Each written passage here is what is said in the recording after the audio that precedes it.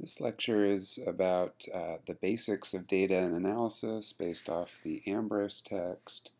And in this class, Introduction to Research, we're not going to be dealing with data a whole lot, right? The whole purpose of this class is for you to come up with a research proposal talking about, experiments that could be done.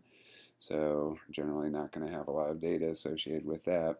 But I do want to spend at least a little bit of time in this class introducing some of these basic ideas in terms of different types of data that you may encounter down the road, different ways to present that data. We'll talk about some basic statistical analysis later on in the semester as well.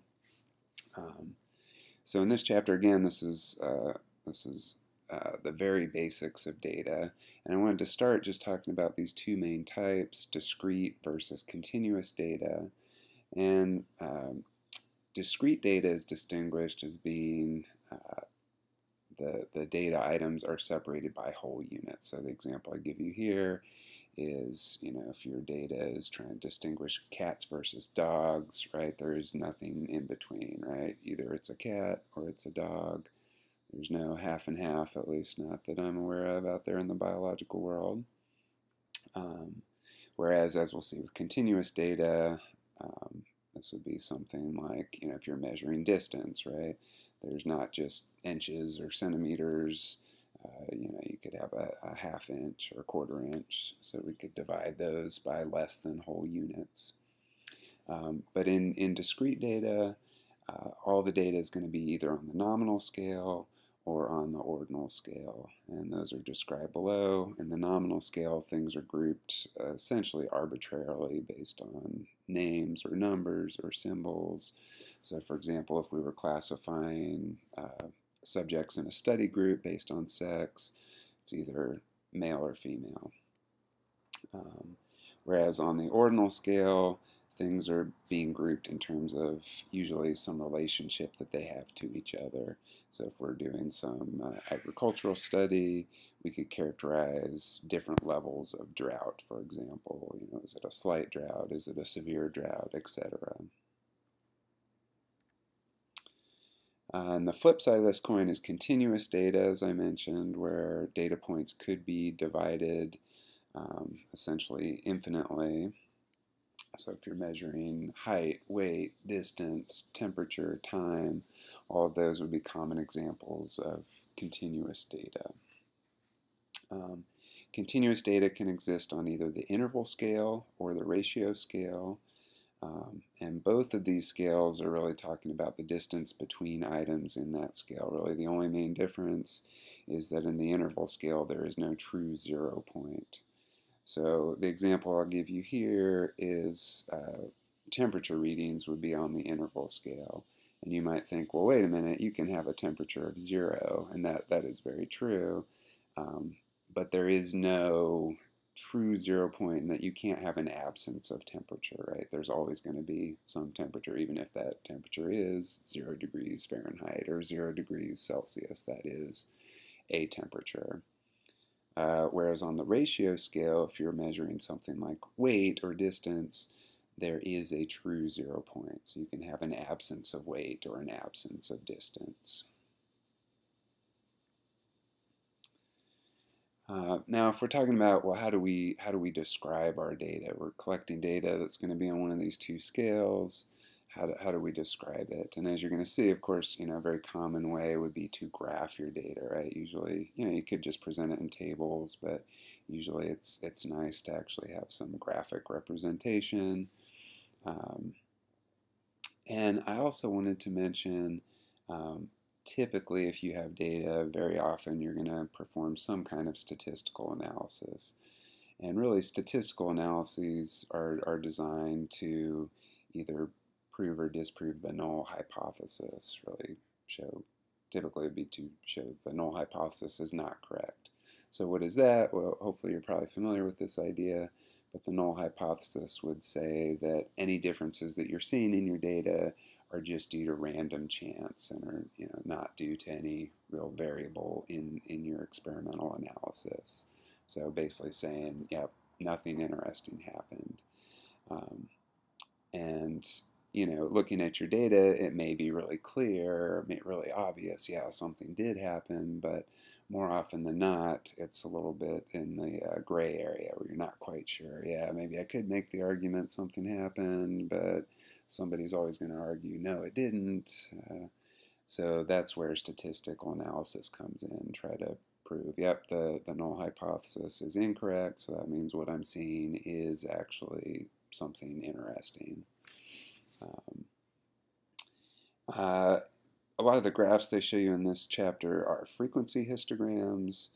So in this case, the y-axis is, and these are dealing with height of trees, would be the frequency of specific heights. So in this particular graphing here, this is saying that we had 2 trees that were between 6 and 7 meters tall in this case.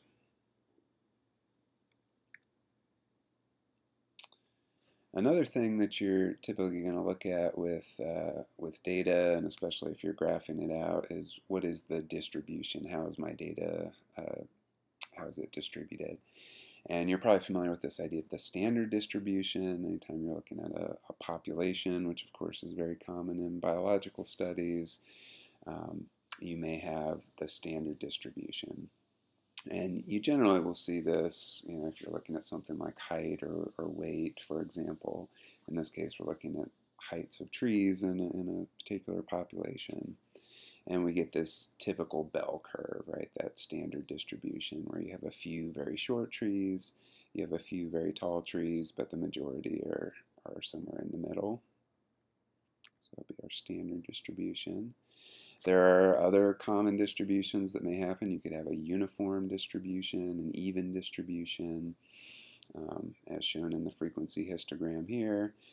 And just to give you some idea of what this data would actually look like in our population of trees, right? This is not saying we'd have a forest that looks like this, where all the trees are exactly the same height.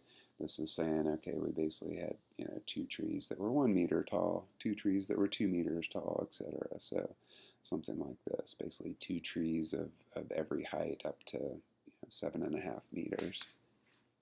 But it's a uniform distribution in this case. Could also have a skewed distribution. In a skewed distribution, you're basically missing 1/2 of the bell curve or the other. So in this case, we're leaning heavily towards shorter trees.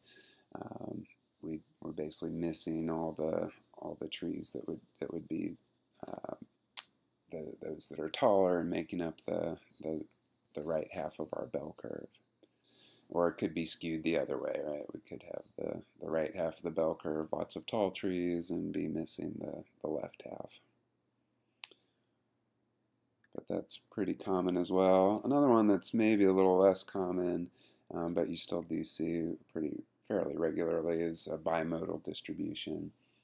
In a bimodal distribution, you are missing the center of your bell curve. So there's not many trees of average height in this instance. We have quite a few shorter trees, quite a few taller trees.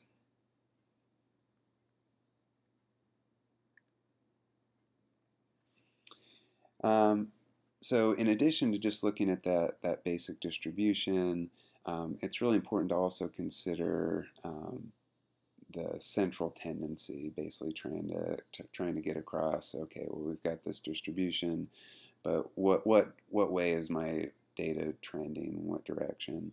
And there's really 3 common ways listed here at the bottom of the slide to measure central tendency. We could, of course, take the mean, right? Just take the average, in this case, the average height of our trees. That gives us some useful information. The median, which would be the middlemost value in our data set, or the mode, which would be the most frequently occurring value in our data set. And if your data was really a true perfect standard distribution, perfect bell curve, all 3 of these measurements would be the same. But of course, typically you don't end up with a perfect bell curve, and these 3 numbers are going to be different. Another useful thing to look at with your data is the dispersion. So that's really talking about what is the spread of your data around that mean, around that average, and this can be really informative. So just to give you an example, in this little hypothetical experiment here, they were measuring the height of looks like 7 trees on 4 different islands. Okay. And if we just look at the actual raw data here in figure 4.1, we can see there seem to be some pretty significant differences. For example, if we look at island 3, we've got some really short trees and some really tall trees. Whereas if we look at island 4, we're seeing trees that are a lot more even in terms of their height. So they're all between 8 and 12 meters. So we see that raw data, and then if we start doing a little bit of basic analysis, let's say we calculate the mean tree height for each of those islands, we find, interestingly, they all have exactly the same mean. And if we were to just stop there, that's going to kind of give the reader the impression that, oh yeah, these islands are all exactly the same. But of course, we can see from the raw data that's not the case. So if we can include a measure of dispersion here, range is a common measurement of dispersion, basically the value difference between your highest and lowest data points. We can start to see, oh yeah, even though the means are the same, we have very different ranges here, right? Everything between 4 and 18 meters. So there are some differences between these islands. So dispersion can add another layer of useful interpretation. Variance is another really common way to look at dispersion. It's basically telling you, how many readings were either close to or far away from that mean. And probably the most common way to report variance or measure variance is using a standard deviation calculation. And if you're not familiar with this, if we think of this in terms of our standard distribution, the standard deviation is basically measuring the distance between the median, the average, so the height of our bell curve, and what's called the inflection point here, C, which is where that curve is turning from concave to convex. And so if we look on the right here, we can see our standard distribution being denoted by the brackets. If you've never calculated a standard deviation, you can see the equation here, and I'm not going to go into all the details. It's actually, even though it looks a little scary at first glance, it's actually really quite a simple calculation. But I did want to point out, you'll notice, so we're dividing our data essentially by n minus 1, where n is the number of samples that you have in your data set. And so what this means is the larger n is, that's going to give you a smaller standard distribution because you're dividing by n minus 1. So the bigger n, the smaller your standard deviation would be, and that's generally considered a good thing, right? If you have a really huge standard deviation, that means there's just a ton of variability in your data, and it's going to be harder to really draw any clear conclusions. So this is always the argument for having as large a sample size as you can possibly manage in your experiment. So just keep that in mind as you're proposing experiments in your project. Think about, well, how many samples can I reasonably collect, and more is almost always going to be better. And so just to close things out here, I just wanted to show you a nice example of graphing some of this data in a way that really gives you the big picture, right? So we saw the raw data, and we talked about the fact that, yeah, if you were just to graph the means, which were all 10 for all 4 of these islands, that's not really going to tell us anything very useful, and is not really going to give us an accurate snapshot of what's going on those islands. Whereas here in this graph, we graph the means, but then we also graph the ranges.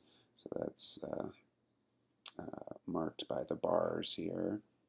And then we've also graphed standard deviation in the boxes. And honestly, I probably would have done this the other way around, because usually brackets like this are marking standard deviation or standard error on most graphs that I've seen. But regardless, um, when we graph all this information on top of each other, we see, yeah, okay, the means are the same, but we've got very different ranges and standard deviations on terms of tree height across these 4 islands. So again, as you move forward, if you're doing a research thesis option for your master's, just kind of keep this tucked away in the back of your mind for the future. Once you do start collecting data and doing some analyses, hopefully some of what we talked about today will come in useful for you.